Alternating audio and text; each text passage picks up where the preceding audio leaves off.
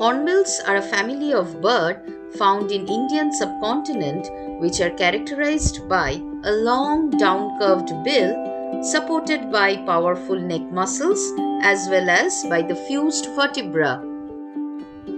The large bill assists in fighting, constructing the nest, and catching the prey. Oriental pied hornbill is considered to be among the smallest and most common Asian hornbills. They are medium-sized frugivore, whose male is larger in size compared to that of the female.